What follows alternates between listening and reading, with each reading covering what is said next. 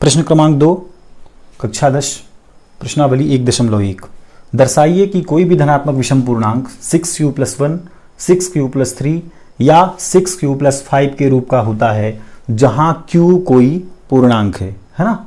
हमें दर्शाना है कि कोई भी धनात्मक पूर्णांक हमें लेना है और ये दिखाना है उस धनात्मक पूर्णांक को लेकर के ये प्रूव करना है कि वह धनात्मक पूर्णांक 6q+1 या 6q+3 या 6q+5 के रूप का है। तो आइए सिद्ध करते हैं, इसको दर्शाते हैं। ठीक, तो हमें कोई धनात्मक विषम पूर्णांक पहले ले लेना है। तो मान लेते हैं, माना कि ए कोई धनात्मक विषम पूर्णांक है। ठीक है, पहले हम क्या करेंगे, कोई धनात्मक विषम पूर्णांक मान लेंगे। तो मान लेते हैं कि ए कोई धनात्मक विषम पूर्णांक है ना। अब किस रूप का दिखाना है बताओ?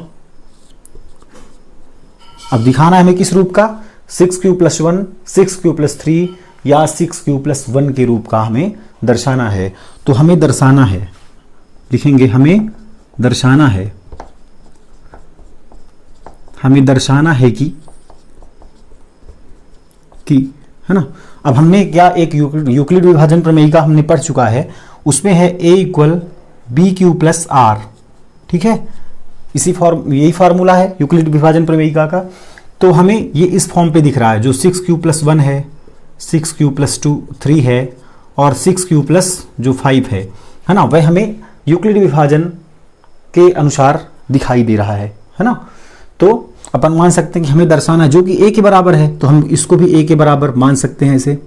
ठीक है, यही हमें दर्शाना है लास्ट में कि ये a तीनों वैल्यू a के बराबर हैं। तो हमें दर्शाना है कि a = 6q+1 व 6q+3 या लिखना है। ठीक, 6q+3 या 6q+5 के रूप का है ना, के रूप का है। हमें दर्शाना है कि a जो है, a क्या है, तो कोई धनात्मक विषम पूर्णांक, वह या तो 6q+1, 2 या 6q+5 के रूप का है। ठीक है, तो इसके लिए हम देखेंगे, इसका पहले हम भाग कराते हैं है ना।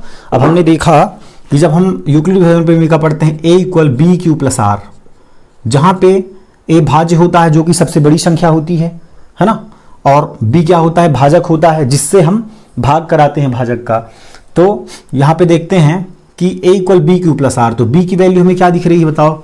b की जगह पे क्या दिख रहा है, हमें 6 दिख रहा है। तो मान सकते हैं b = 6, ऐसा लिख सकते हैं ना। तो इसका भाग कराते हैं है ना। तो a का 6 से भाग देने पर, या a को 6 से विभाजित करने पर, a को 6 से विभाजित करें कितना आएगा बताओ? हाँ, यूक्लिड विभाजन प्रमेयिका में हमने क्या पढ़ा था, जब हम a को 6 से विभाजित करेंगे, a को 6 से विभाजित करें तो हमें क्या मिलेगा? एक भागफल मिलेगा q, और नीचे क्या मिलेगा? रिमाइंडर, शेषफल मिलेगा r, है ना, यही मिलेगा हमें।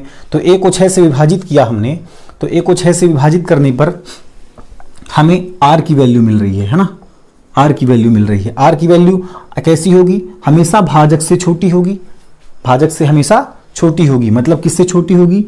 6 से छोटी होगी r की वैल्यू, है ना।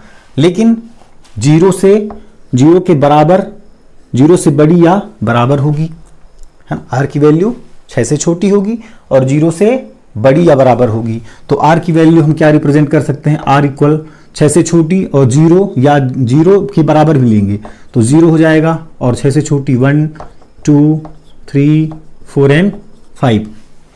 तो r की वैल्यू निकल गई है ना, तो जो कि भाजक से छोटी होगी सदैव। ठीक, अब इसको मिटा देते हैं थोड़ा, है ना।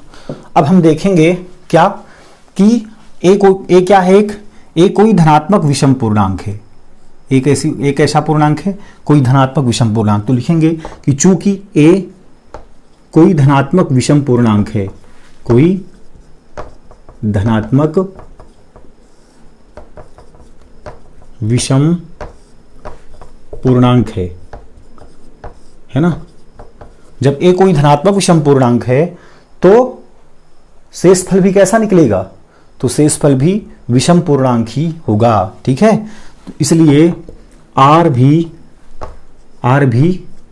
क्या लिखेंगे? विषम पूर्णांक ही होगा, विषम पूर्णांक प्राप्त होगा। ठीक है ना, ए कोई धनात्मक विषम पूर्णांक है तो आर भी हमें विषम पूर्णांक ही प्राप्त होगा। अतः यूक्लिड विभाजन प्रमेयिका से, इधर लिख लेते हैं, अतः यूक्लिड विभाजन प्रमेयिका से, यूक्लिड विभाजन प्रमेयिका क्या कहती है, A equal B Q plus R, जहां आर बराबर क्या होता है, बी से छोटी तथा जीरो से बड़ी या बराबर, है ना, जीरो के बड़ी या बराबर तथा बी से छोटी। तो यहां पे रख दो, ए की वैल्यू क्या है, एक धनात्मक पूर्णांक है तो ए की वैल्यू तो ए ही है ना, बी की वैल्यू क्या है 6 है, ठीक है, क्यू तो क्यू है, आर की वैल्यू अभी आर ही रहने देते हैं, है ना।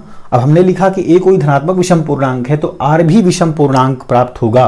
तो आर की वैल्यू क्या हो जाएगी, आर क्या हो जाएगा हमारा विषम, है ना, आर क्या है विषम है।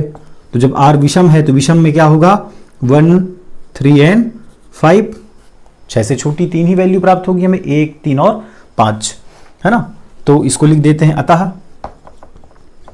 अतः हमें दर्शाना था क्या कि ए इसके रूप का होता है, तो हमने सिद्ध कर दिया। हमने देखा कि आर की वैल्यू हमें विषम संख्या प्राप्त हो रही है, तो अतः हम लिख सकते हैं कि हमने दर्शाया,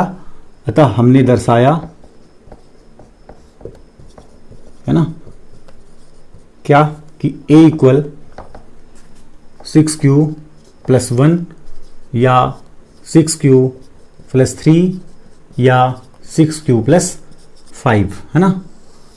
इसको ऐसे ब्रैकेट में रख देंगे, यही आपका उत्तर है।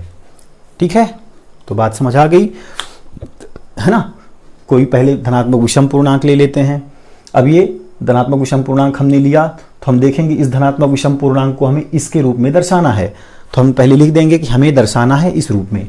ठीक, अब जैसा कि यूक्लिड विभाजन प्रमेयिका में हमने देखा कि ये भाज्य है और ये भाजक है, तो भाज्य में से भाजक का भाग कराएंगे तो हमें q भागफल मिलेगा और शेषफल क्या मिलेगा, शेषफल हमें 6 से छोटी संख्या मिलेगी, मतलब 0, 1, 2, 3, 4 एंड 5। ठीक, तो हमने 6 से विभाजित किया तो हमने देखा कि r की वैल्यू इन दोनों के बीच प्राप्त हो रही है 0 से 5 तक। अब हमने देखा कि a जब कोई, हमें प्रश्न में ही लिखा है कि जब a कोई धनात्मक विषम पूर्णांक है तो r भी विषम पूर्णांक ही प्राप्त होगा। ठीक है, तो r विषम, शेषफल विषम प्राप्त होगा जब a धनात्मक विषम पूर्णांक होगा। तो यूक्लिड विभाजन प्रमेयिका से r विषम होगा, मतलब r की वैल्यू 1, 3 एंड 5 रखेंगे तो हम दर्शा देंगे कि जो a है वह विषम, जो a है वह विषम शेषफल के रूप में उसकी वैल्यू प्राप्त हो रही है। ठीक है, 6q plus 1, 6q plus 3 and 6q plus 5 के रूप में। ओके, धन्यवाद।